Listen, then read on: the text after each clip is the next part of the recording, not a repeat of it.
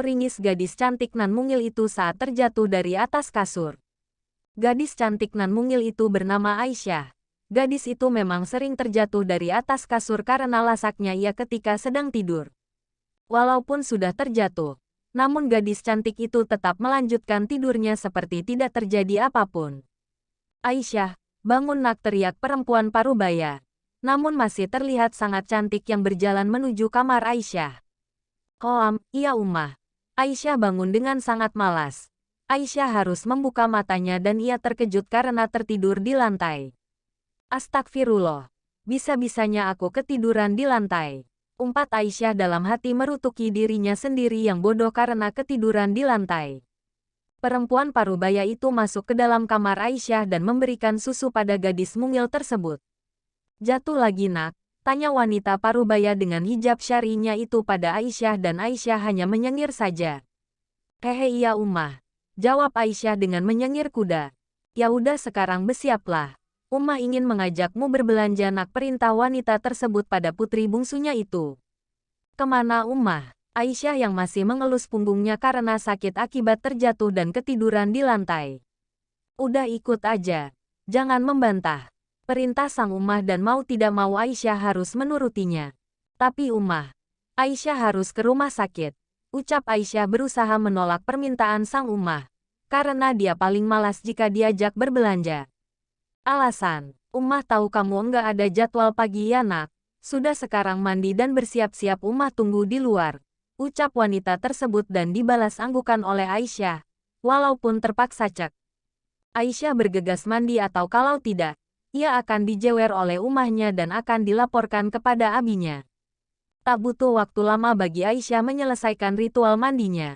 Karena ia bukanlah tipikal wanita yang hobi berlama-lama di kamar mandi.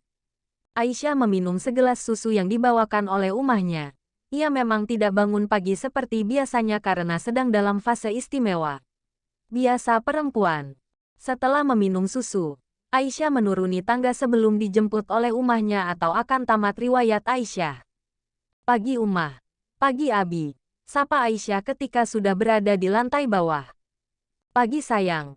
Udah rapi aja nih mau ke rumah sakit ya," ucap Abi Aisyah dan Aisyah memberi isyarat bahwa diajak Ummahnya untuk berbelanja.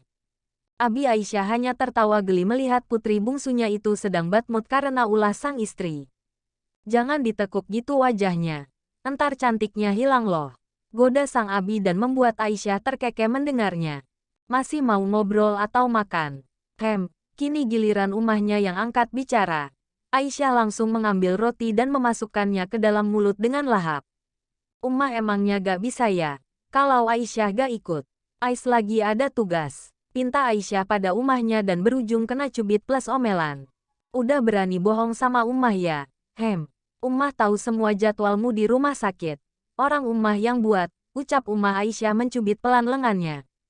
"Ya, begitulah nasib jika bekerja satu departemen dengan Ummah sendiri. Enaknya kalau jam istirahat Aisyah tidak perlu repot-repot mengeluarkan uang dan tidak enaknya Aisyah harus menerima kenyataan bahwa ia akan ikut berbelanja ke pasar. Ikuti aja perintah Ummahmu. Nak nanti diterkam loh," ucap Abi Aisyah memperagakan bagaimana seorang harimau menerkam. Kemudian ia pamit pergi atau akan kena omelan sang istri. "Abi pergi dulu ya. Nanti minta supir untuk mengantar kalian berdua. Assalamualaikum," ucap Abi Aisyah namun dihentikan oleh Ummahnya. "Waalaikumsalam. Bi jangan pulang telat ya. Ingat ada janji makan malam," teriak Ummah Aisyah dan dibalas acungan jempol oleh suaminya. Aisyah yang melihat hal itu hanya geleng-geleng kepala saja. "Cepat habiskan setelah sarapan kita berangkat," perintah Ummahnya dan dibalas anggukan oleh Aisyah. Setelah sarapan Aisyah menaruh piring kotor ke dapur. Ia ingin mencucinya namun dilarang oleh sang Ummah dan langsung ditarik masuk ke dalam mobil. Padahal niat Aisyah baik, yaitu untuk membantu meringankan pekerjaan Bisumi dan tidak jadi pergi ke pasar bareng Ummahnya. Aisyah bukan merasa jijik masuk pasar, hanya saja ia tidak tahan dengan rasa panas jika berada di pasar. Apalagi Ummahnya kalau berbelanja akan lama. Sebelum keliling satu pasar maka jangan harap bisa pulang. Mereka berdua tiba di pasar. Sinar matahari pagi masuk menembus kulit Aisyah walaupun ia memakai gamis dan hijab syari. namun tetap saja terasa panas. Aisyah mengikuti kemana perginya sang ummah. Waktu terus berjalan sampai matahari naik dan sedang berada di puncaknya. Aisyah sudah tidak sanggup lagi berjalan. Kakinya sudah pegal karena mengikuti langkah ummahnya yang cepat. Belum lagi ia membawa plastik belanjaan menambah beban berat di tubuh Aisyah. "Ummah Ais, beli minuman dulu ya," ucap Aisyah agar bisa kabur dari pandangan sang ummah. Aisyah membeli es campur. Pada saat Ais sedang menunggu pesanannya siap, ada mobil sedan berwarna hitam melaju dengan kencang dan membuat genangan air mengotori gamis Aisyah. Ia pun berdecak kesal dan tersulut emosi. Astagfirullah, dasar gak punya malu. Dia pikir dia yang punya jalanan ini apa? Umpat Aisyah kesal. Sang empunya mobil turun untuk meminta maaf pada Aisyah. Namun Aisyah sudah terlanjur kesal padanya. "Sorry," ucap pemilik mobil tersebut sambil mengeluarkan beberapa lembar uang pecahan 100.000. "I don't need your money, whoever you are," ucap Aisyah pergi setelah pesanannya siap. Pemilik mobil tadi hanya mengangkat bahunya kemudian pergi dari sekitaran sana. Aisyah berjalan dengan wajah ditekuk dan kesal. Bisa-bisanya ada orang yang mencipratkan genangan air padanya. "Kenapa wajahnya ditekuk begitu?" Tanya ummahnya saat Aisyah datang dengan wajah yang sangat kesal. "Ini lihatlah ummah. Tadi ada cowok ngeselin banget. Bukan minta maaf dengan tulus malah ngasih uang. Emang semuanya bisa dibayar dengan uang gitu?" ucap Aisyah dengan kesal dan memperlihatkan gamisnya yang kotor. "Sudah enggak apa-apa nak. Nanti kita beli lagi ya. Oh iya, cepat habiskan minumanmu, setelah itu kita pergi ke toko pakaian untuk membeli gamis," perintah sang ummah dan dibalas anggukan oleh Aisyah.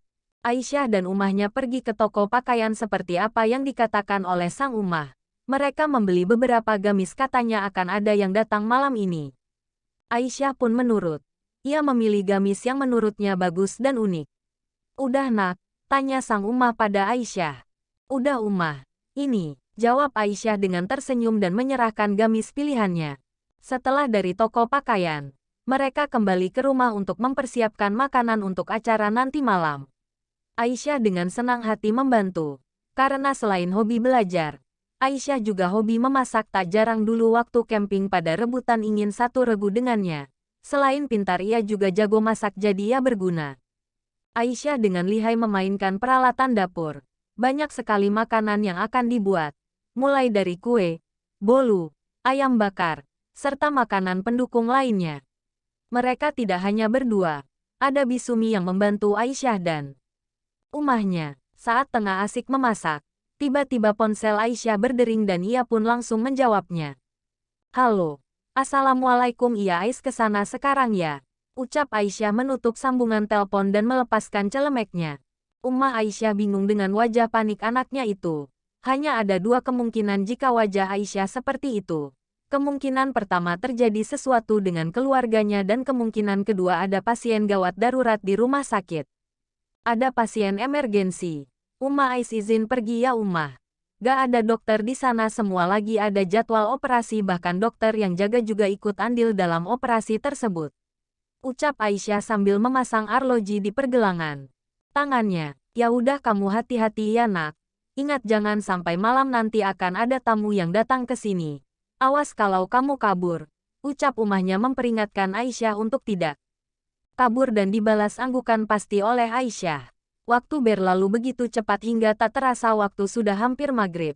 Namun gadis mungil itu belum menunjukkan batang hidungnya. Suara deru mobil memecah keheningan di rumah itu.